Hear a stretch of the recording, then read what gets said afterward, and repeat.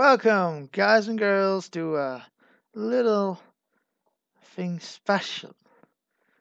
I thought since I haven't done a lot of videos and I'm a little bit out of ideas, I would read something for you guys. I know that's not very interesting, but the thing is, I did write this story myself. So I thought, just so I have little space between other videos, since there has been a little lag this week, I would do this. So I would say, let's turn our lights off and let's turn on this and let's read. Once I press this button real quick. So, the story is called Dream World. Let's start with the little backstory. It has been 3 years since the last bombs have been dropped. 3 years and nothing is left of the world as we once knew it. Farms burned away to ashes. Cities once standing tall are now nothing more than ruins. Nations and countries nothing more than wastelands. The world is grey, the fires have gone out, and light has vanished. What hope is there left? My name is Blue. As far as I know, I'm one of the few survivors that are left.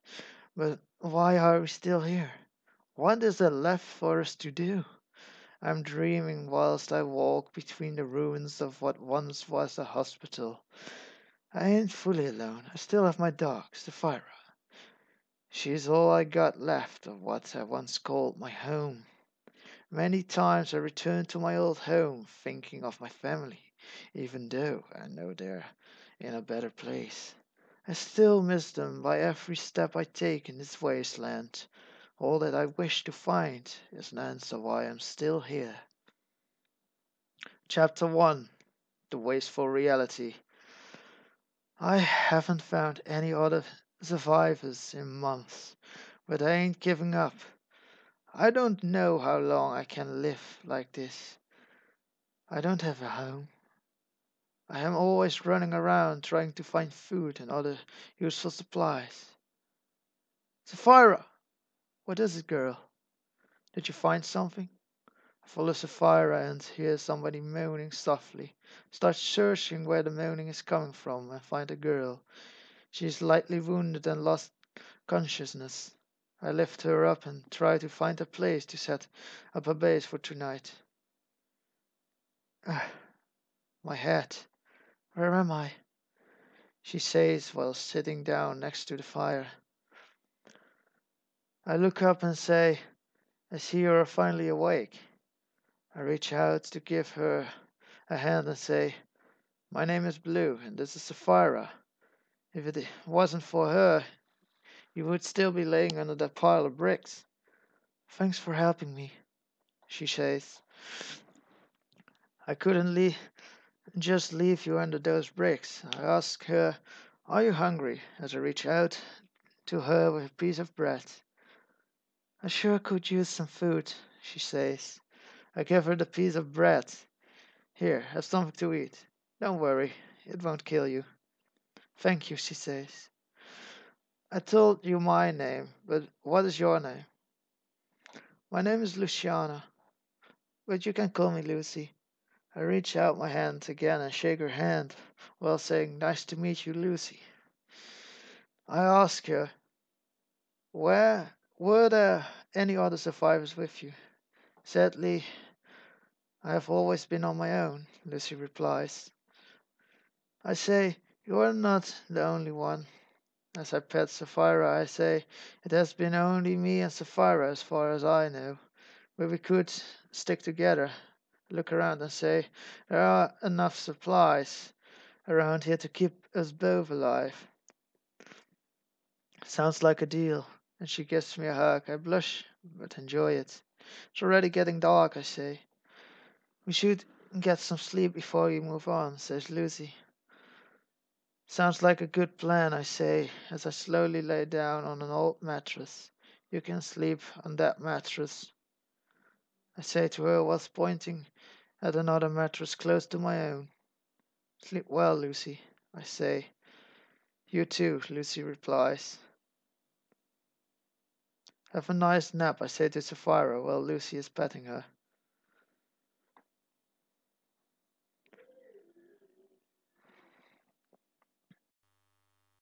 I yawn as I say, Good morning, Sapphira, whilst looking at her. I turn around and say, Good morning, Lucy, but when I open my eyes, I see her mattress is empty. I am shocked and look around when I suddenly hear a voice saying, Good morning, sleepyhead. I look up and see that Lucy is making breakfast. I asked, How early did you wake up? Just wanted to wake up a little earlier to make you breakfast, she says while she reaches out to me with some soup. Well, thank you. That really is really nice of you, Lucy. I say to her while I smile and grab the soup. I hope you like it, she says. This taste is amazing, I say, and I look at Sapphira. Do you have anything Sapphira can eat? She grabs some meat, cooks it, and gives it to Sapphira and says, Hope you enjoy it. Sapphira replies with a bark. If she barks, that's like that, she surely is enjoying it, I say to Lucy while smiling. Okay, we should get moving, I say. I will follow you, Blue, says Lucy. So this is the thing. I am wondering. How did you end up under those bricks in the first place? I ask her. It is all a big blur for the most part. All I remember that I was being chased by something and tripped. She looks down and continues, Everything after that I can't remember. I see, well, it doesn't matter too much, I say, and I stare into the sky. But I'm wondering, what could have been chasing you and why?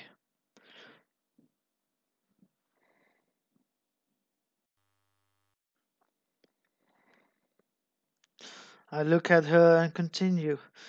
If it was chasing you for a reason, it probably will be tracking us down, I say. I'm scared, she says. As long as we stay together, we should see it coming, and if not us, then Sapphira will. She hugs me and says thank you, kisses my cheek.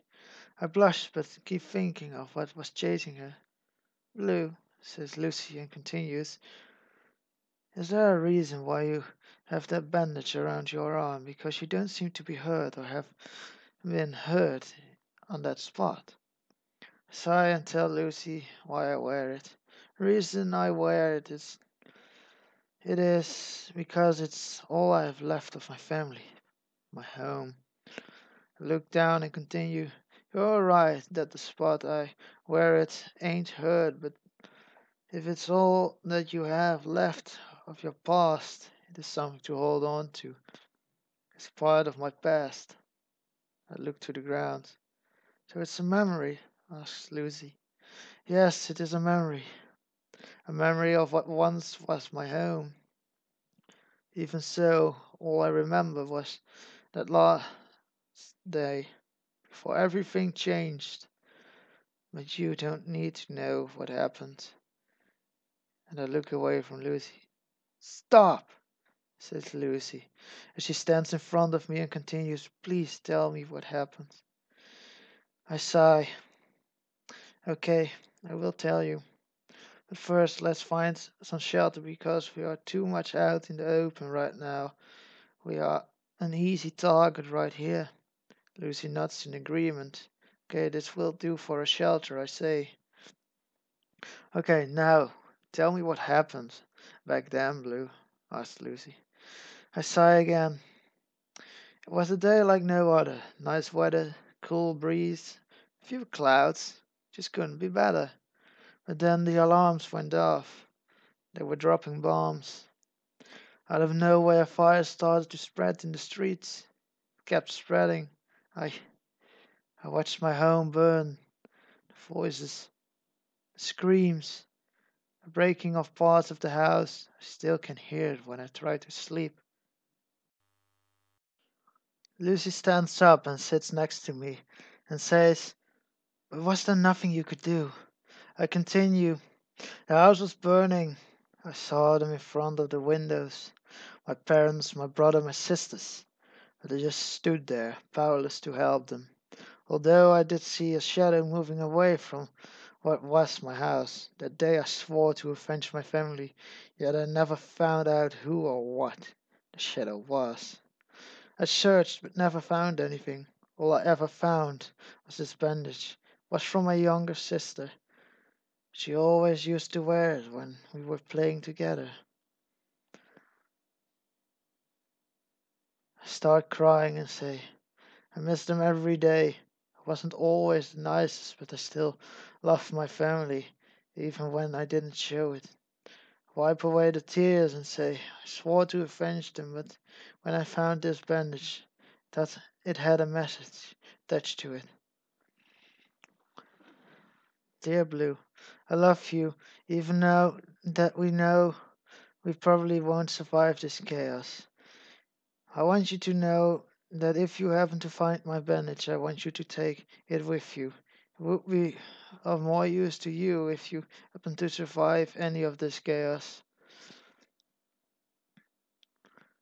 However, if you find a girl who survived the chaos as well, I want you to give it to her.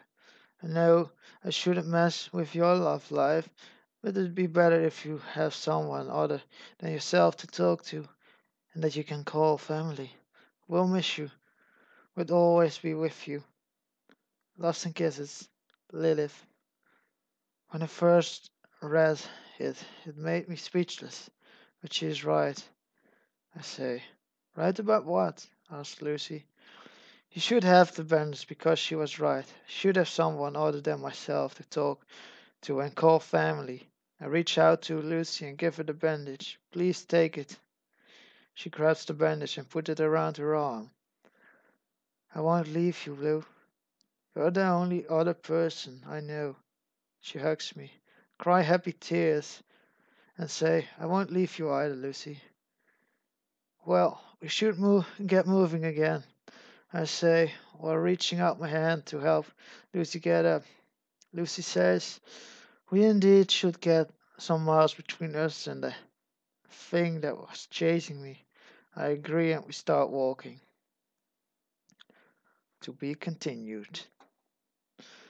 Well, that was the story so far. I hoped you all enjoyed. And I know it isn't gameplay or anything, but well, I I didn't have any other ideas. So a like and a comment will be nice. Or if you want to see more videos, just subscribe. I'm BlueGuy17 and that's gonna be it for this video. And I will talk to you all later. Bye.